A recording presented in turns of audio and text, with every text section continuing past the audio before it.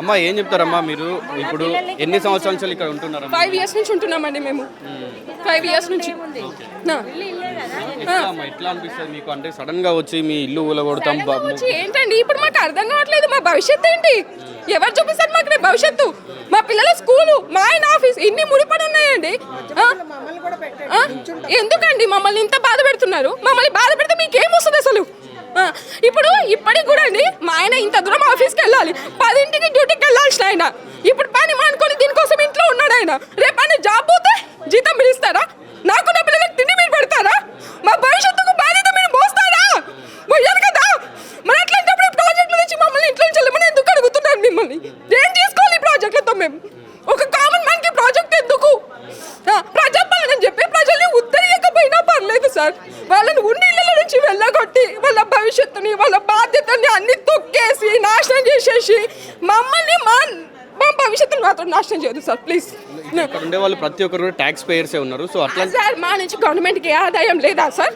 మేము బయట ఏ సరుకులు కొంటే దాంట్లో సార్ ఇప్పుడు గవర్నమెంట్కి మేము ఏ ఐటమ్ కొనకుండా బయట సేల్స్ జరగట్లేదు కదా సార్. కూరగాయలు కొంటాం, ఉప్పు కొంటాం, పప్పు కొంటాం, పాలు కొంటాం, బియ్యం కొంటాం. దాంట్లో ఎక్కడ గవర్నమెంట్కి మేము కట్టట్లేదా సార్? హౌస్ ట్యాక్స్ కట్టట్లేదా సార్? ఇంతమంది కరెంటు బిల్లులు కట్టట్లేదా సార్? వాటర్ బిల్లులు కట్టట్లేదా సార్? ఇవన్నీ మేము ఇస్తున్న ఆదాయం కాదా సార్? మేము అసలు ఏ లెక్కలో గవర్నమెంట్కి పనికిరామా సార్? మేము మమ్మల్ని ఇక్కడ నుంచి పంపించేసి మా ఇళ్ళను కూలగొట్టేసి మీరు గాంధీ గారి విగ్రహం పెట్టి ఏం సాధిద్దామని సార్?